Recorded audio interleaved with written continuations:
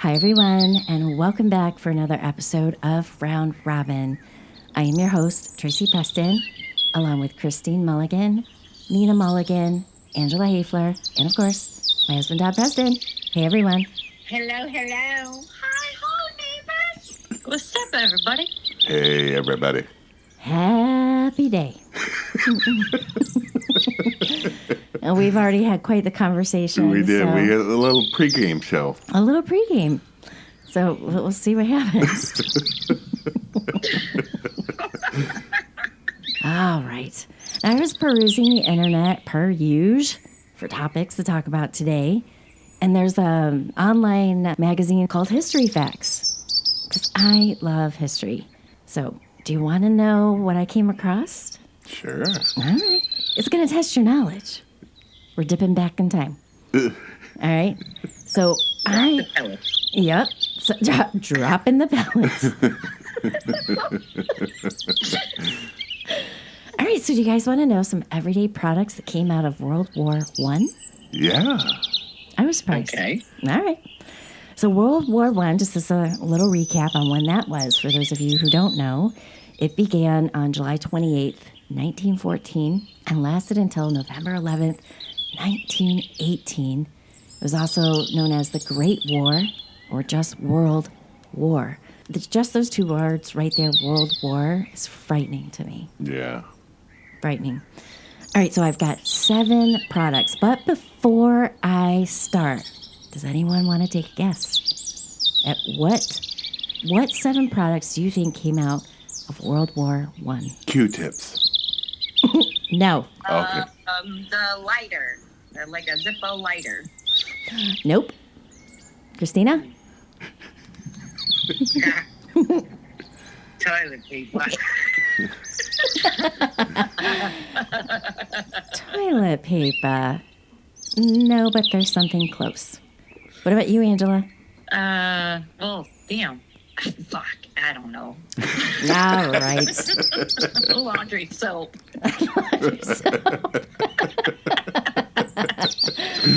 Christina's the winner. She's the closest. Oh, what'd she win? I don't know. We'll have to come up with something. So I'm going to first tell you what those 7 things are, and then I'm going to talk a little bit more about those. You know what? My guess might have been a little bit more serious if I knew we were actually having a contest, though. It's like it was a little pop quiz, and you all failed but Christine. Christine, I'm going to figure out something for you. I don't know what it is, but you're going to get something. All right, so here we go. So I'm going to tell you the 7, and then we're going to talk about those 7 things. But I do want to say some more things. Okay. The reason why I said toilet paper is because of our medical knowledge. I do know that bandages became a thing in World War II, and also absorbent stuff for the bandages. Mm-hmm. That's why I said toilet paper, because I feel like that should have predated absorbent bandages. And plus, she doesn't need you to reward her. She already won in life. Aw, that's true. She's winning every day. She's winning in life. Let us not forget. Winning is Nina. That's right. Nina's the perfect gift. The gift that keeps giving every day. Every day. All right. So, Christine, you're really in a good vein there. And we'll talk about that in a second. So we have wrist watches, Pilates, trench coats, plastic surgery, zippers, Kotex, and Kleenex. Ooh. Yeah. So what about wristwatches? I thought, really? What in the hell? That doesn't even sound right. But to be clear, wristwatches were worn mostly only by women, but as a fashion accessory. Men at the time, they used pocket watches. Pocket watch. Pocket watches since 1700. But for war, whipping out your old pocket watch really wasn't a good idea. It was during World War when the popularity grew among the officers. And this is when a new watch design appeared, such as larger, stronger faces with luminous dials, so that they could be read in the dark trenches, which was needed for coordinating those attacks. Right. Right? The rank and files, the rank and file soldiers saw what the officers were wearing and were like, we want some of those too. So they had to buy them, though. Those weren't given to them. By the time the United States entered the war, which was the year before the year ended, troops were finally being issued wristwatches with the rest of their gear. The wristwatch became a symbol of courage and bravery, and because of this, wristwatches became mainstream after the war. Wow. That made me think about a wristwatch in a whole different light. Courage and bravery. Wow. Look how brave I am. it's 2:35. I'm the bravest of them all. All right, now get this. Were you guys wondering, like, Pilates? What the hell? I was wondering. I was thinking, what? That doesn't even make any sense. But I still don't even know what Pilates are. Well, I'm going to tell you what it is. Okay. I'm going to define all that.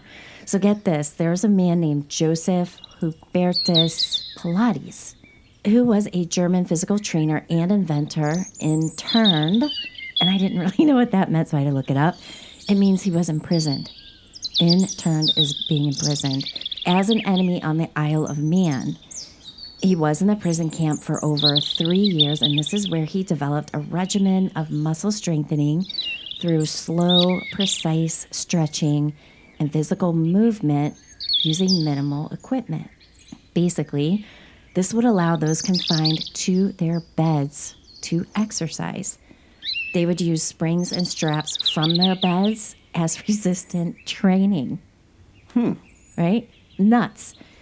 And it was in 1925, so this is, a handful of years after the war, when he opened up his first studio in New York City. Pilates was born in World War. Wow. Blew my mind. He was a prisoner of war. Yeah, and technically straps were also invented then too then. You dirty, dirty girl. I can only tell you so many things. I'm like, oh, here we go, it's coming. And I love that about you.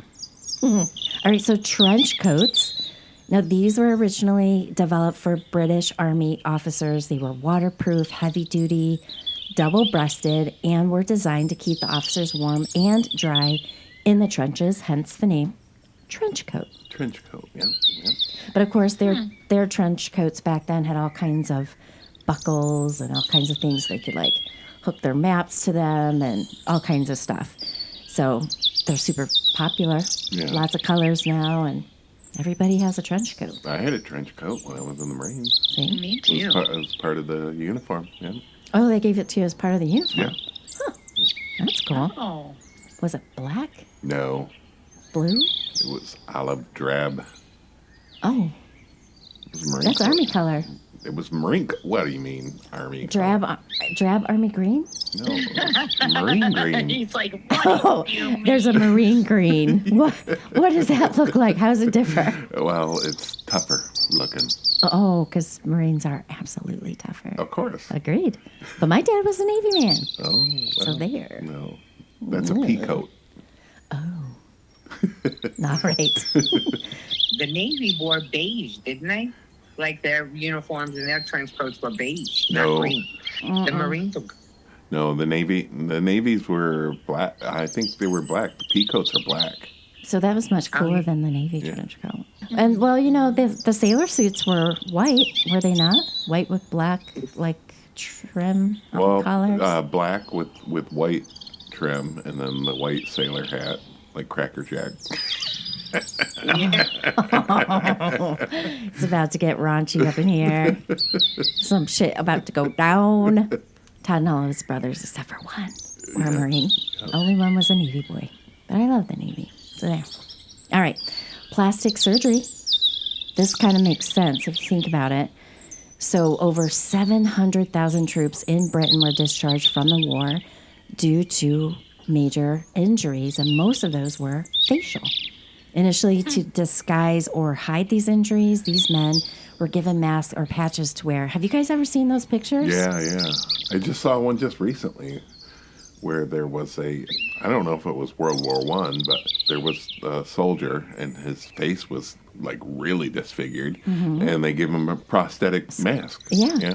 And I think there was a woman who designed those. I remember reading something about that a while ago. Yep. She would paint, and it looked like, unless you really looked at it, you would never really spot someone wearing a mask walking down the street or in the store. At a glance, it looks like a normal face, but underneath, they're horribly disfigured. Kind of reminds me of like the Phantom of the Opera wore. Right. Right? It would just curve in places where it needed to curve, and they would, would be like a mask, truly. Like it had a strap or whatever, and they put it around their head. Please do tell. You were just talking. You were just talking about faces, masks, and straps around the head. I was just listening. You said it, I didn't. All right, but it was a young ear, nose, and throat surgeon from New Zealand who developed techniques to rebuild faces using plastic surgery to treat the disfigurements, utilizing tissue from other places on that patient's body. And his name was Harold Gillies. So we can thank Harold for all the plastic surgery we have going on now. Good job, Harold. He's the father of it. Pretty cool. The person that needed the creation of Kotex, a.k.a. absorbent bandages, for all that bleeding the head was doing. Right. Right. So I'll skip to number 6, Kotex, since you brought it up. In 1914, the consumer goods company Kimberly-Clark, they've been around for a minute, they discovered pulp and paper plants in Europe that were 5 times more absorbent than cotton, and it cost half as much. So they brought that material to the United States and trademarked that shit as Cellucotton. So during the war in 1917, the Kimberly-Clark Company used that material for surgical dressings. So go you, Christine. It was the Red Cross nurses that basically said, wait a sec, this material would make a perfect sanitary pad. Previously, because I used to always think about this, well, what did women use back then? Well, what would they use? They would use flannel and other similar types of products. I get it. Flannel's kind of absorbent, isn't it? That's why they coined the term on the rag. Yeah, because there was just stick a rag in there. Yep. There we go. Love it. Now, after the war, Kimberly-Clark heard what the Red Cross nurses repurposed that material for, and boom, the birth of Kotex hit the market in 1920. And that's what started filling the landfills. Yep. Now, since we're already talking about Kotex, I'm gonna skip on over to Kleenex, and then we'll move back to number 5. So Kleenex, again, using Cellucotton, Kimberly-Clark, used the material by flattening it out into thin, highly absorbent crepe paper, which during the war, they used that as a filter and gas mask for trench warfare.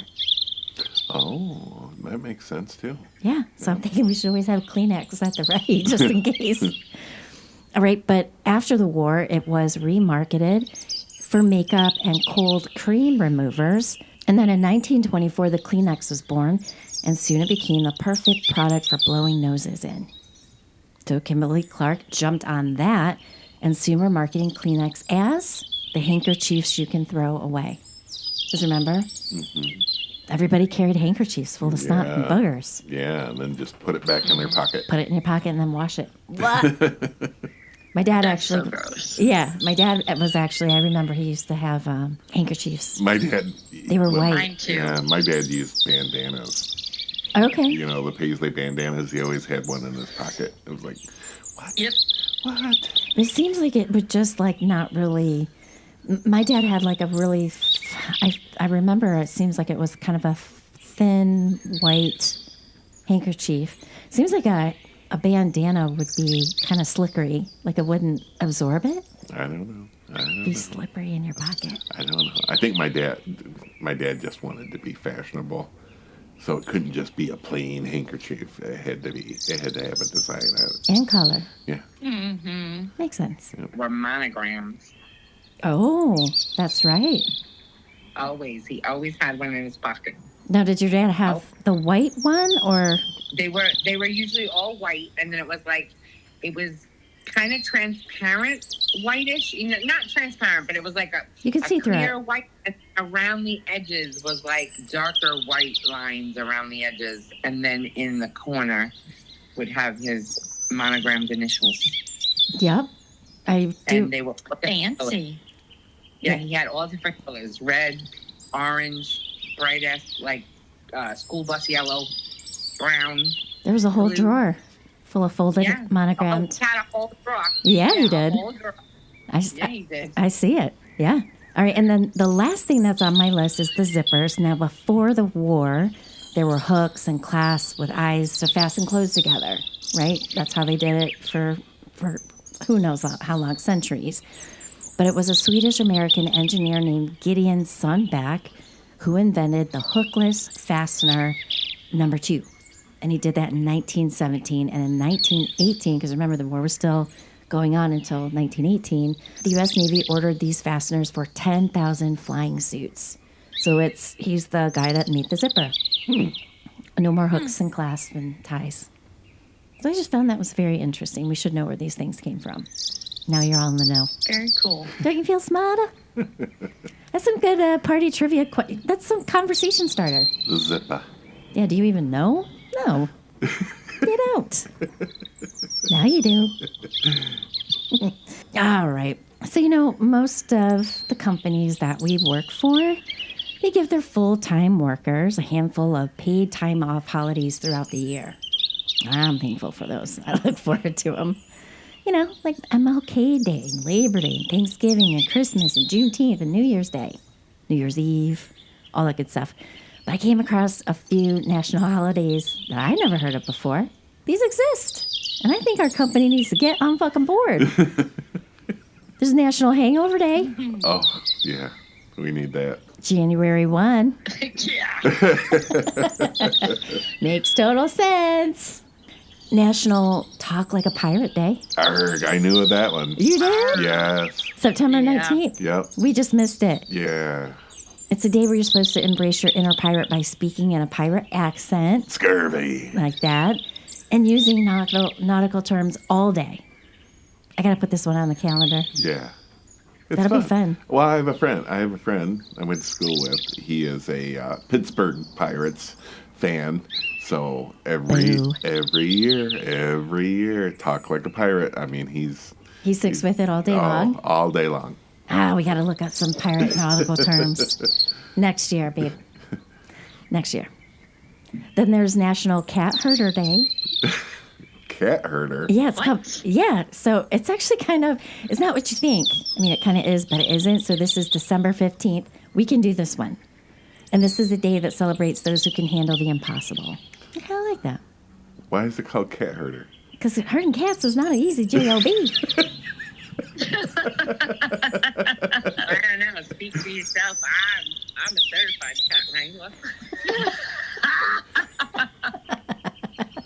Not anymore. You just got one, kitty. Just one. We have a license for one cat now. That's it. Don't you dare. You'll be in trouble. There's World Sleep Day. Oh, yes. I would love to celebrate that. Men are good at No this. kidding. Men are good at this. That's March 19th. I mean, legit. I don't know. We're all women here on this phone except for you, hon. Any man that's been in my life, my dad, you, any other man that I know, they can sit down and drop out. Boom. Done. Deep sleep. How? I don't know. That's what I want to know. I can't do Yeah, it. Adam does the same thing. No. See? See? I could fall asleep right now, actually. In fact, I'm not a napper. Unless, like, my world is falling, I am not a napper. And if I do nap on that rare occasion, my whole day is screwed. Like, I don't feel right. Yep. Right? Do you guys feel the same? Yep. Wow, wow, wow. That's how I feel. Well, now let's look at nature. You got the lion, right? So you always see the male lion sleeping. Because the woman does the work. And the woman lion's out there hunting. Hunting, killing, bringing it home. Doing it all. Put it in the... What was it? I can bring home the bacon. The male lion wakes up and he roars. Rah. That's all he does. Give me that food. That's his job. Arr. Arg. That's some bullshit. I want a nap. Bingo. I know. I would love to be able to do it. There's National Frappe Day. And, today we're recording. It's Sunday, October 5th. So you got 2 days to make that happen, ladies and gents. Frappe Day. It's a day to indulge in your favorite frappe or try a new recipe. I don't even really truly know what a frappe is. I know it's a coffee drink. Yeah. It's cold. Is it a frozen coffee drink? Yeah, kind of, yeah. It's like a frothy... A coffee smoothie. A coffee smoothie. Yeah. Well, I'll do a frappe. Extra espresso in there, please. And Christine will take 2 shots. And Christine will take 10 shots, chill that shit, and no more splashes of coconut milk. She doesn't do that shit anymore. Straight up. 6 shots. Just 6 shots. That's it. Just 6. Just 6. Jesus. Yeah. All right. National Pizza Day. Well, it's actually National Cheese Pizza Day. We missed that. September 5th. Putting that shit on the calendar. All of these are going on. All of them. And then there's National Opposite Day, January 25th. We can do that one. Now, this one to me, I think is going to be a little hard. It's literally when you do everything in reverse. A day to be silly. I don't think I could do it. I bet I can. How would you do everything you do in reverse? Go to bed in the morning? Well, I do that now. True. We just ordered the Cozy, what is it called? Cozy La Plus. Yeah, the calendar. It's a digital calendar, you guys. I'm putting all this on my digital calendar. Have you guys ever heard of Nice. Have you ever heard of one of those before? When it first came out, probably about 17 years ago, like it was on computer, and then eventually had the app or whatever where you could sync everybody together. Yeah. But now they have that come with like their own setup station, and you just like plug it in and keep it in a central location. It's like a tablet. Yeah. And they have for the house. Yeah, the one we ordered, which was it like 15.9 inches long and like 8 or 9 inches wide. So it comes with a stand, or you can put it, you can mount that shit on your wall. Some of them are up to like 35 inches. That's really big. I don't really want to put a big ass calendar like that in the house, but I'm so excited because I'm going to put all of Emily's sports on there. I think you get up to like 6 people. You can sync your calendars with it. I'm going to put all my nap times on there. Then I can add it up. I'm excited. So all this shit's going to go on that. I can't wait for it to get here. I have something for Nina. Nina, have you heard that whole thing going around 6, 7, all over TikTok? Yes. Do you know what it is? I clicked on it briefly. From what I understand, it's the new 69. So instead of getting like ha-ha'd about when the number 69 comes up, somebody decided 6'7", I think, because it's based off some movie. I don't know. And then so they all go ape shit when 6'7" is called, like we used to do with 69 back in the day. 6'7" is minus 2 balls. You guys are all 6'7". I'm all for it. Yeah, so I had this thing come up on my feed, and it was like, if your kids are saying this, what you should know. And I'm like, oh my God, what is that? So I started digging into it, and it's really funny because people, there was a blip on Harry Potter where they bring up 6, 7, and then on the Golden Girls, they were you remember the little old granny that was in it? Yeah. I love her. She was so spicy. So I always call her Maud because it was the character who played Maud, that tall older lady. Damn it. Oh, yeah. Oh, I can't think of her name. But she was a Marine, by the way. I'm not joking. Oh, that's cool. She was a Marine. I bet she was tough as balls. She was tough as balls. Yeah.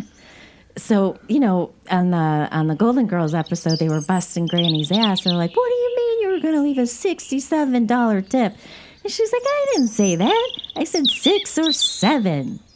So it's all kinds of stuff like that. And then there's all these people are just losing their mind trying to really figure it out. Where's it all come from? So people are saying it has to do with a song named or called Doot Doot 67 by Scarilla, and that the song is reference to 67th Street in Chicago.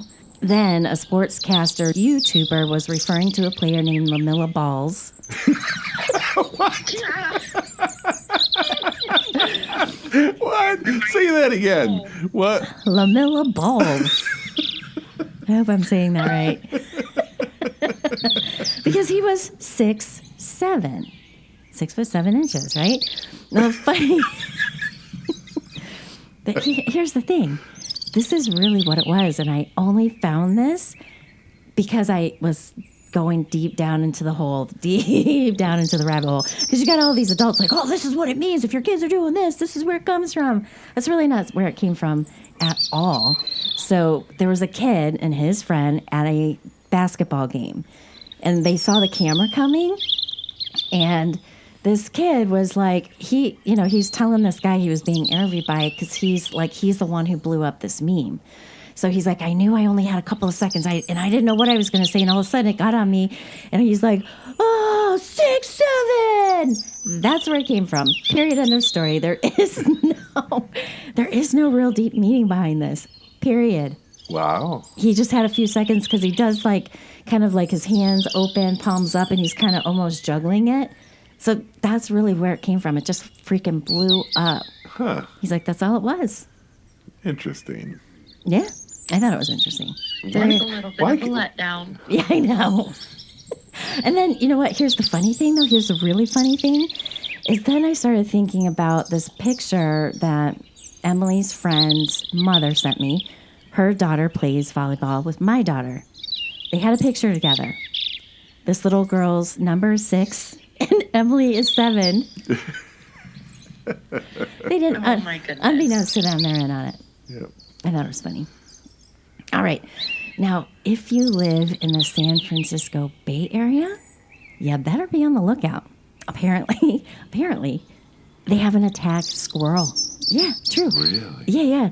They are posting flyers. You guys are going to love this. With a big picture of a squirrel flying in the air with all of its arms and legs stretched out. And it says, the flyer says in all caps in red, attack squirrel beware. And under the picture it says, this is not a joke. This is exactly what's on the flyer. This is not a joke. More than 5 people have been attacked by a very mean squirrel. It comes out of nowhere. This is a true. He's grumpy. That's a true story. He's looking for the 2 balls that I'm missing from 69. 6'7". Now, one victim was interviewed and said it came out of nowhere. It clamped on my leg, and its tail was just flying around in a circle. And she just kept screaming, "Get it off me! Get it off me!" And then another person was just walking through the same area, and a squirrel came out of nowhere again and launched itself from the ground to her face and landed on her arm, totally tearing this chick up, all bloody. Both of these girls went to the ER. 5 people went to the ER because of this squirrel. Wow. Yeah. And all I can think about is my damn neighbor, our neighbor, feeding these fucking squirrels Oh, yeah. peanuts. Peanuts. So now I'm worried we're going to have an attack if they stop.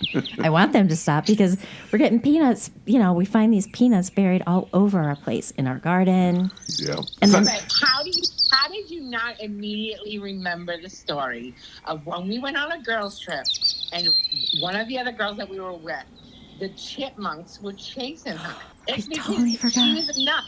These women and these people that are getting attacked by these squirrels, they have the vibration and the spirituality of a nut.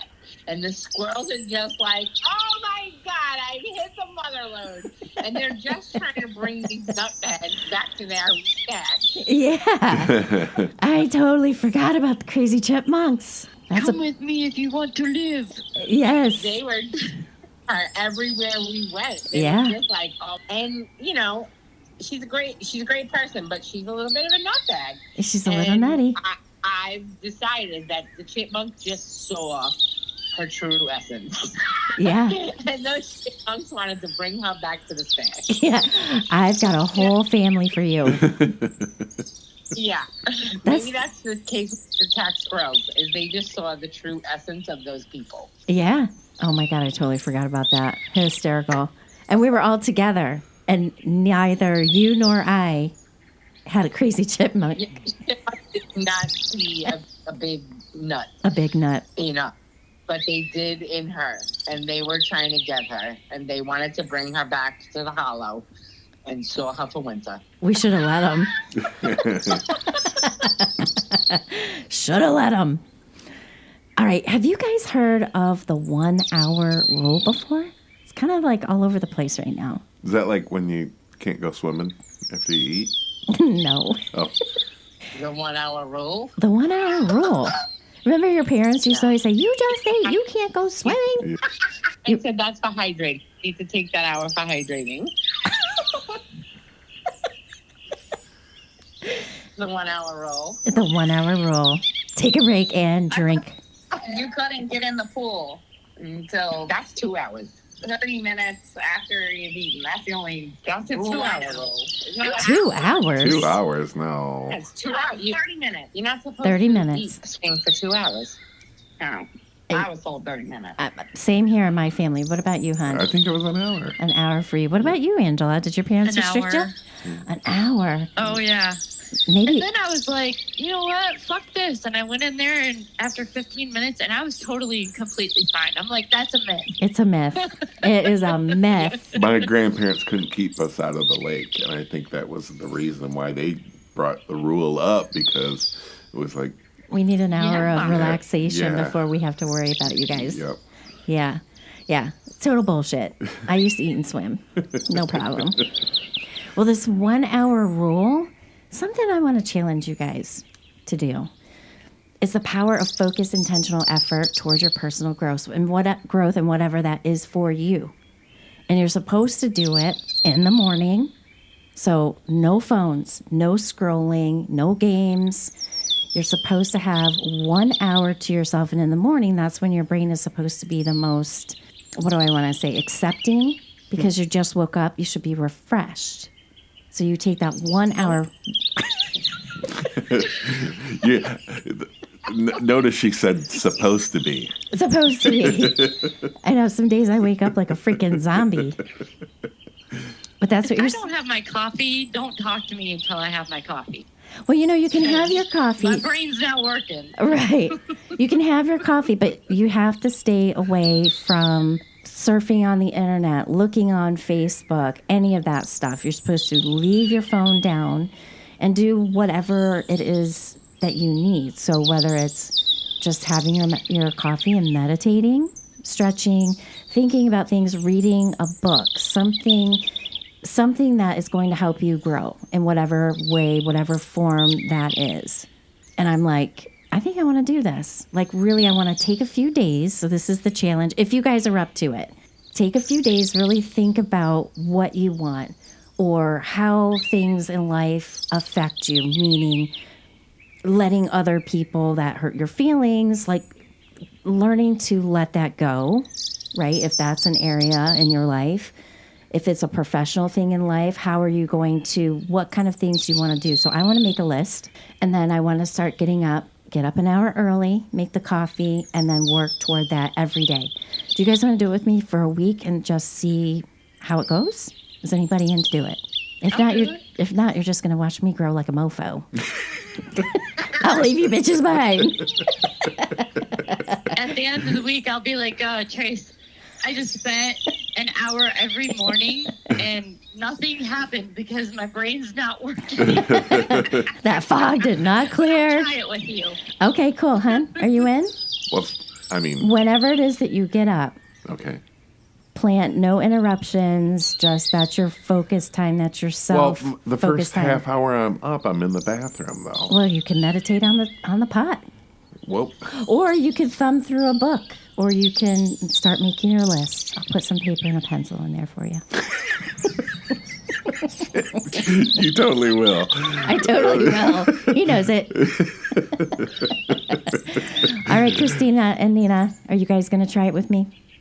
And Angela and Todd? Is there an 15-minute version of that?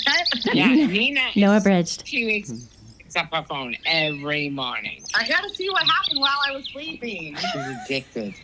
You cannot do it for an hour after you wake up. After an hour, go nuts. All day. Fine. Okay, good. Whatever. Alright. But I actually already kind of do it. I'm all about growth in the morning and focusing on growth. Yeah, growing or freaking whatchamacallit on Monopoly Go. Oh, Building your house. the truth is out. Monopoly Go. You can't Monopoly Go it for an hour. All right, so today's Sunday. This airs on Wednesday. Okay. So we have 3 days. No, 2 days. So today, think about it. Well, 3 days. Today, think about your goals, what in life you want to change. Make a list. Wednesday morning, we start. Oh, Wednesday morning, we start. okay. So, all right. You got a couple days to get your shit together. All right. Like, really think about it. I know I have several things in my mind. I'm going to write them down. So Wednesday morning, we start our... Wait a second. Hour of Isn't there power. an easy way to do this, though? Nina, can't we, like, burn some sage or something like that and manifest? Sorry. You just gotta make sure all your windows are open. And your white feather. All right. I am very optimistic. I'm excited about this. Okay.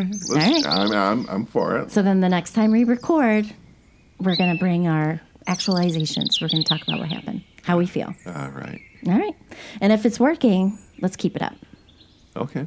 Okay? All right. I feel so positive right now. I'm so excited. Yeah, it sounds it. You're like, God damn it. She's always so happy. doing this shit. I want us to grow as people.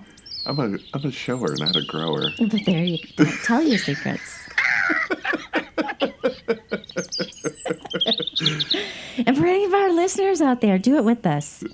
This is how I'm touching the world as a nurse. I'm going to make a change right now. Right You know here, right what? now.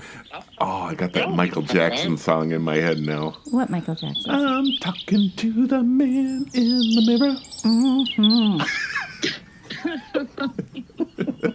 Yeah, you can do self-actualizations. You can make that 1 hour of power anything you want. Build yourself up. Did you just coin that? Hour of power. I did. Wow. Oh my God. Timestamp it. The hour. I think there's already a book out there that says Hour of Power. That's the Christine, Don't you quit smash raining me. on the How did you- parade. what? title. Sorry. It's mine. It's mine. Sorry. What? I didn't hear anything you just said. It's all mine. All right. So with that, my good friends, It also sounds like a televangelist. The Hour of Power. oh no, now I don't like it. We'll find something. Now I got to work on a new title. Damn it. You tainted it. Thanks.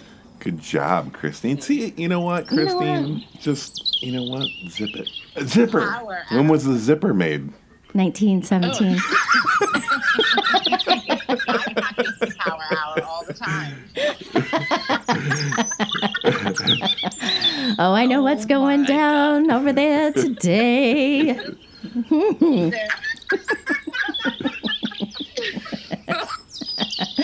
All right. She ain't tired. She tired. Nina's gonna be tired. Hydration. All right, you guys. Damn it. Let's do our round robin recommendation. Recommendation.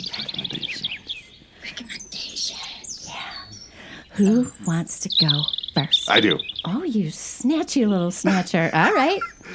Todd's up.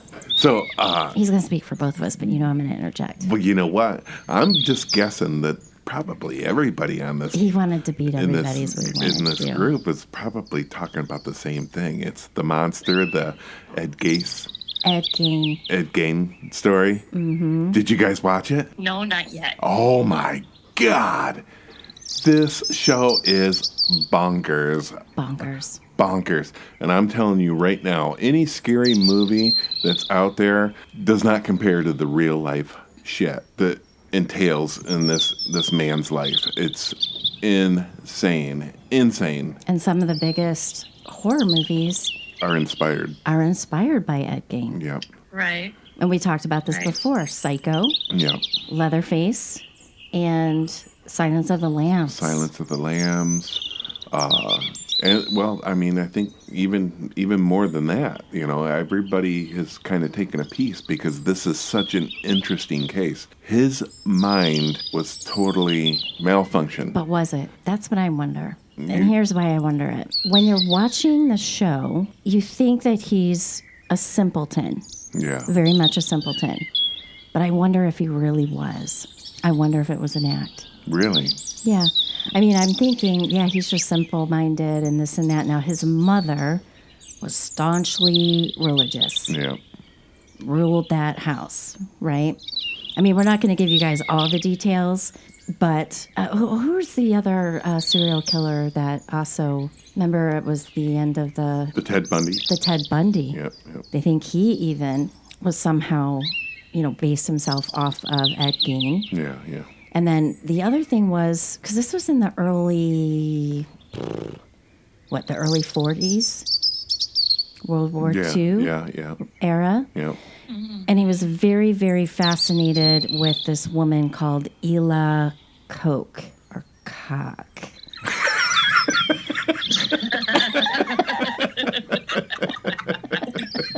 That's something more appropriate. Fascination of the cock. Yep. She was actually called I'm sorry. Did you just say Ella Cock was rolling up to your tongue? Elsa. I think it's Elsa. Can we just refocus on what you just said? Literally what you just said. That is exactly what I said. But there was they would have these almost like comic books. Yeah. It's frightening. And this It's propaganda, basically. Mm-hmm. Yep. and this woman, Ilsa, Ilsa. I think it's Ilsa Cock. she was called the bitch of Buchenwald. Yeah. I hope I'm saying that right. She was married to this man named Carl Otto Koch. And Every time she says cock, it she feels looks very at me. weird to say. I do. I am. So her husband was the commandant of the Buchenwald concentration camp. Yeah. He was fascinated with them. Yep. Fascinated with the horrible things they would do. Right. I'm not getting into it because it makes me so angry. But that's kind of where they think he got some of the things he did. Mm-hmm. Like, should we say, the lampshade? The lamp. Yeah. We can give a little. I mean, tidbit. that's a fact. Yeah. Yeah. It's The a, lampshade is myth, though. the lampshade is myth? Is that what you said? It's famous. Oh, famous. Yeah, yeah. You're right. Yep. Right. So suppose, Everybody knows about it. Yeah. right? So not, and this girl, Ilsa, she also supposedly made a lampshade out of the skin of the prisoners, and he did too. Yeah. Chairs. What else did he make? Oh, skin suits. Skin suits. Yeah. So it's absolutely bonkers. So I did look up, because remember, we're like, who played Alfred Hitchcock? Right. Remember, it was driving me bonkers. So, well, first let's start off with who played Ed Gein. Yep. That was Charlie Hunnam, Yep. right? Best known From for. Sons of Anarchy. Yep. Yep. Yep. Unreal. He did an amazing job. You totally forgot who he was. You're right. Right. He nailed it. Laurie Metcalf is in it. You guys know her, right? Yep, yep. She played Roseanne's sister. Sister, yeah. In Roseanne. She played Ed Gein's mom. She does a Oh, good boy, job. yeah, she did a great job. And it was Tom Hollander who played Alfred Hitchcock. Oh, okay. Okay. Yep. You know what I remember him from? Like, he's in a ton of movies. I remember him from Pirates of the Caribbean. He was the English soldier. That's right. Yep. That's who that was. Yep. So it's very interesting. I loved Yep. it. So it's an 8-part series. It's an 8-part series. They released all 8 episodes on October 3rd. Yep. I kind of thought it was just a movie. Yeah. We just started playing it, and I'm like, oh, man, it's over. And then you could see it was loading next episode. I'm like, sweet. Yeah. All 8 episodes are ready to We go. totally binged Friday and Saturday night. Yep. Yeah. And we couldn't keep our eyes off it. Great show. Great show. Yeah. So that's our recommendation. Yeah. Totally recommend it. If you're into that kind of thing, if you're not, then don't watch it. I mean, it doesn't, it's pretty brutal. There's some pretty brutal, it's brutal. So if you're into that, you're going to like it. Yep. Yeah. But it's mind-blowing. Yeah. Absolutely mind-blowing. So that's what we got for you. I'm sorry, I just jumped right on it because it's still fresh in my. You know we what? finished it last night. You know what? And I think that's what makes a great show. It resonates and it keeps you thinking even after you watched it. Mm-hmm. You know, and this show had that kind of impact.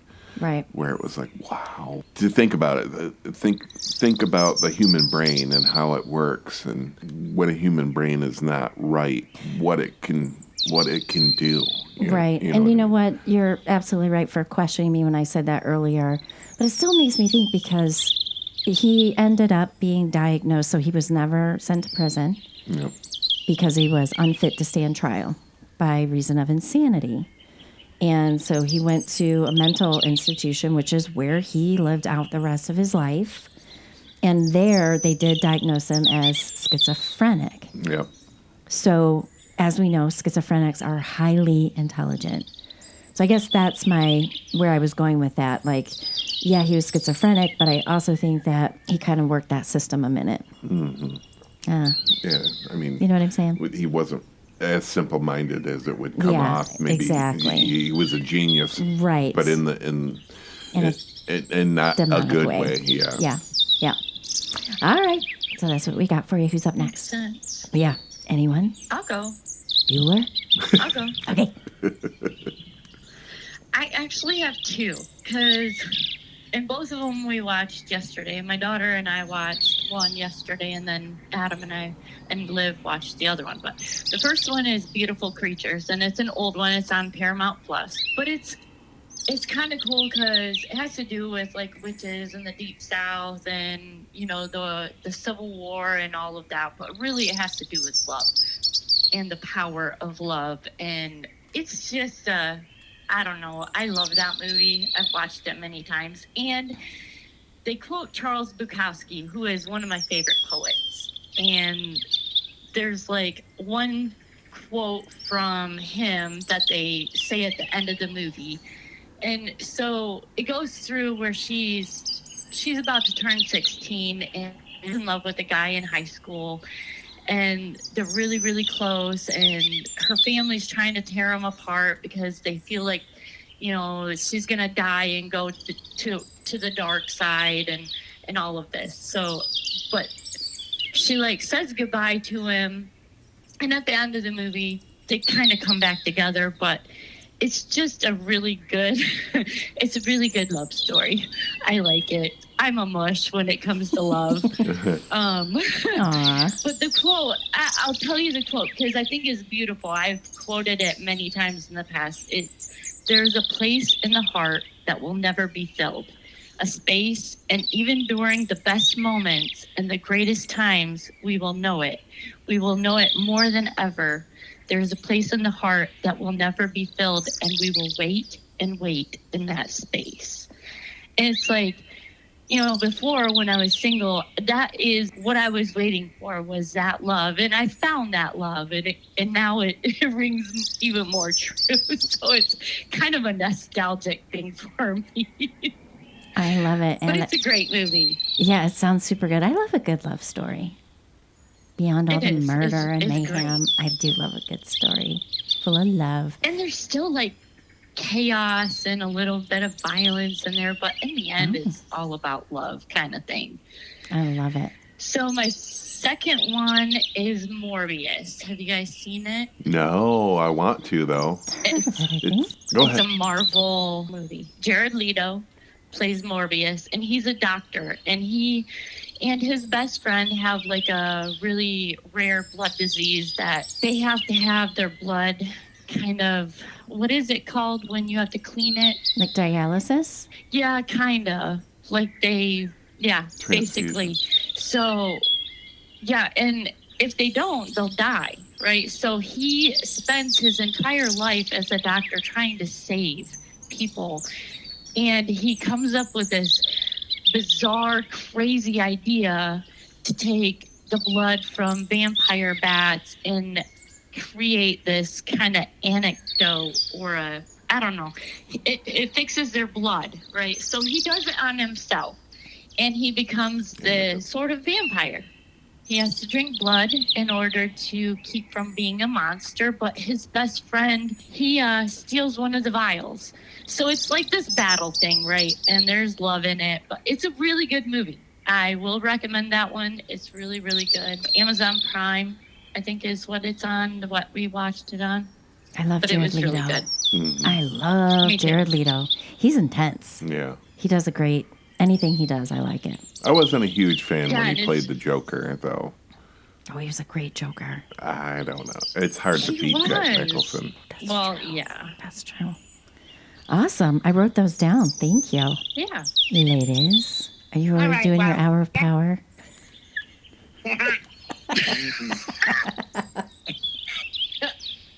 Okay. I'm going to recommend A Way Home. We watched it on Netflix, but it is a Hallmark original, so I would imagine you can also watch it on Hallmark Channel if you have Hallmark on demand. But we watched it on Netflix. And to sum it up, it's kind of like, I really don't know how to sum it up very easily, but it's about a wife and a husband going through divorce. They have a teenage daughter. The wife, the mom, and the daughter end up going back to her parents' acreage in Canada. So they're from the States. You know, the girl grew up in the States, and they go back to the mother's family lands. Her family had a lot of tragedy. There's 2 seasons. We've only made it through the first season so far. But in this woman, the wife, the mom, right? In her lifetime, there's a lot of tragedy. And then the divorce on top of it, and a teenage daughter. So all of that is kind of incorporated. It's Hallmarky, but not overly sappy like most Hallmark movies.